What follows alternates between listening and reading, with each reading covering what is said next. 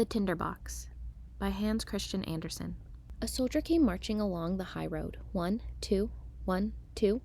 He had his knapsack on his back and his sword at his side, for he had been to the wars and he was on his way home now. He met an old witch on the road. She was so ugly, her lower lip hung right down to her chin. She said, "Good evening, soldier. What a nice sword you've got, and such a big knapsack. You are a real soldier. You shall have as much money as you ever like." "Thank you kindly, you old witch," said the soldier. "You see that big tree?" said the witch, pointing to a tree close by. "It is hollow inside. Climb up to the top, and you will see a hole into which you can let yourself down, right down under the tree. I will tie a rope round your waist so that I can haul you up again when you call." "What am I to do under that tree?" asked the soldier. "Fetch money," said the witch. "You must know that when you get to the bottom of the tree you will find yourself in a wide passage. It is quite light there, for there are over 100 blazing lamps. You will see 3 doors which you can open, for the keys are there. If you go into the first room, you will see a big box in the middle of the floor. A dog is sitting on top of it, and he has eyes as big as saucers. But you needn't mind him. I will give you a blue checkered apron, which you can spread out on the floor, then go quickly forward. Take up the dog and put him on my apron. Open the box and take as much money as ever you like. It is all copper. But if you like silver better, go into the next room. There you will find a dog with eyes as big as millstones. But never mind that. Put him on my apron and take the money. If you prefer gold, you can have it too, and as much as you can carry, if you go into the third room. But the dog sitting on the box has eyes each as big as the round tower. He is a dog indeed, as you may imagine, but don't let it trouble you. You only have to put him onto my apron, and then he won't hurt you, and you can take as much gold out of that box as you like." "That's not so bad," said the soldier. "But what am I to give you, old witch? For you'll want something, I'll be bound." "No," said the witch, "not a single penny do I want. I only want you to bring me an old tinder box that my grandmother forgot the last time she was down there." "Well, tie the rope around my waist," said the soldier. "Here it is," said the witch, "and here is my blue checkered apron." Then the soldier climbed up the tree, let himself slide down the hollow trunk, and found himself, as the witch had said, in the wide passage where the many hundred lamps were burning. Now he opened the first door. Ugh! There sat the dog with eyes as big as saucers, staring at him. "You are a nice fellow," said the soldier, as he put him on the witch's apron, and took out as many pennies as he could cram into his pockets. And then he shut the box and put the dog on top of it again, and went into the next room. Hello! There sat the dog with eyes as big as millstones. "You shouldn't stare at me so hard. You might get a pain in your eyes." And then he put the dog on the apron, but when he saw all the silver in the box, he threw away the coppers and stuffed his pockets and his knapsack with silver. Then he went on to the third room. Oh, how horrible! That dog really had 2 big eyes as big as the round tower, and they rolled around and round like wheels. "Good evening," said the soldier, saluting, for he had never seen such a dog in his life. But after looking at him, he bit the thought, "That will do," and he lifted him down onto the apron and opened the chest. Preserve us, what a lot of gold! He could buy the whole of Copenhagen with it, and all the sugar pigs from the cake woman, all the tin soldiers, whips, and rocking horses in the world. That was money indeed. Now the soldier threw away all the silver he had filled his pockets and his knapsack with, and put gold in its place. Yes, he crammed all his pockets with his knapsack, his cap, and his boots so full that he could hardly walk. Now, he really had got a lot of money. He put the dog back onto the box, shut the door, and shouted up through the tree, "Haul me up, you old witch. Have you got the tinder box?" "Oh, to be sure," said the soldier. "I had quite forgotten it." And he went back to fetch it. The witch hauled him up, and there he was, standing on the high road again, with his pockets, boots, knapsack, and cap full of gold. "What do you want the tinder box for?" asked the soldier. "That's no business of yours," said the witch. "You've got the money. Give me the tinder box." "Rubbish," said the soldier. "Tell me directly what you want with it, or I will draw my sword and cut off your head." "I won't," said the witch. Then the soldier cut off her head. There she lay, but he tied all the money up in her apron, slung it on his back like a pack, put the tinder box in his pocket, and marched off to town. It was a beautiful town, and he went straight to the finest hotel, ordered the grandest room, and all the food he liked best, and he was a rich man, now that he had so much money. Certainly the servant who had to clean his boots thought that they were very funny old things for such a rich gentleman, but he had not time yet to buy any new ones. The next day he bought new boots and fine clothes. The soldier now became a fine gentleman, and the people told him all about the grand things in the town, about their king and what a lovely princess his daughter was.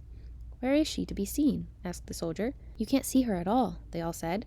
"She lives in a great copper castle surrounded with walls and towers.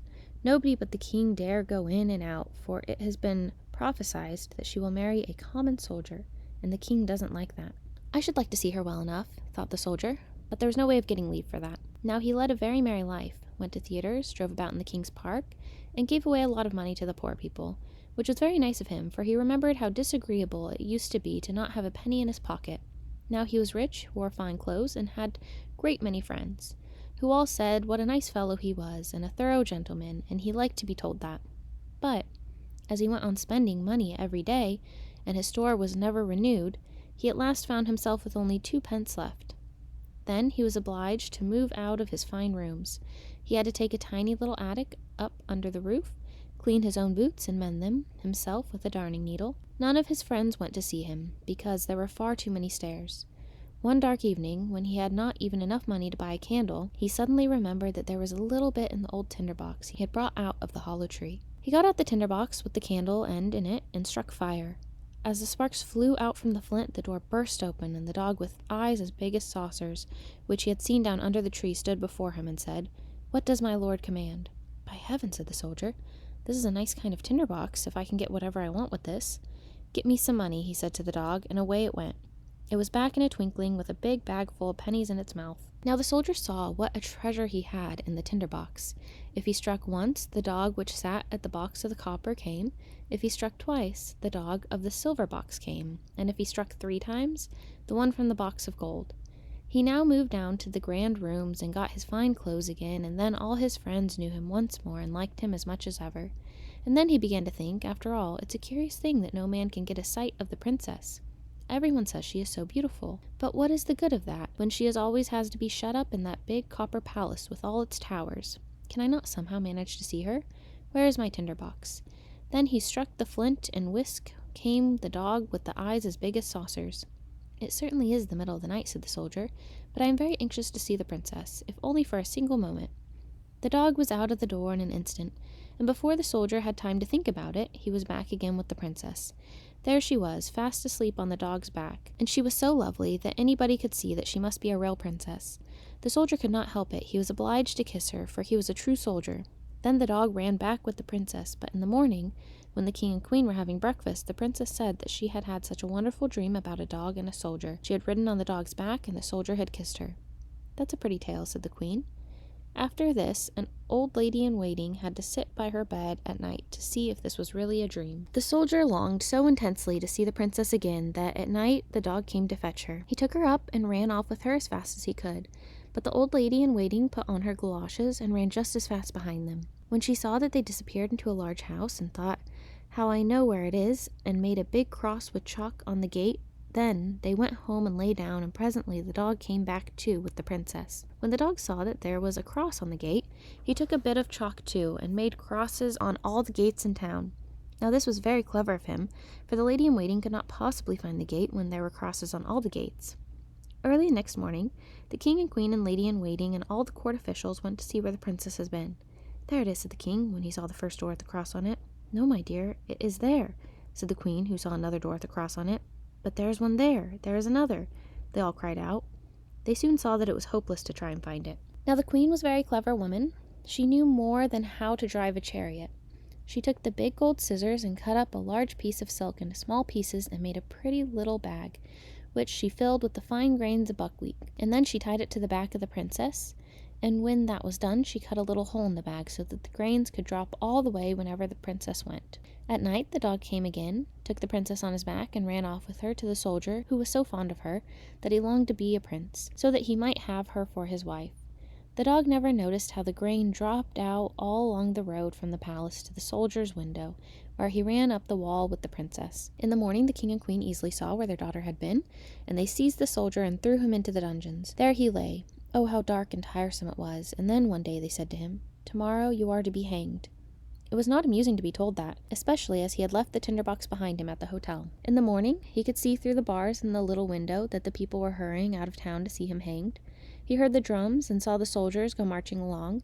All the world was going. Among them there was a shoemaker's boy in the leather apron and slippers. He was in such a hurry that he lost one of his slippers, and it fell so close under the soldier's window where he was peeping through the bars. "I say, you boy, don't be in such a hurry," said the soldier to him. "Nothing will happen till I get there. But if you will run to the house where I used to live and fetch me my tinder box, you shall have a penny." The boy was only too glad to have a penny, and tore off to get the tinder box, gave it to the soldier, and said, "Yes, now we shall hear." Outside the town, a high scaffold had been raised, and the soldiers were drawn up the route about it.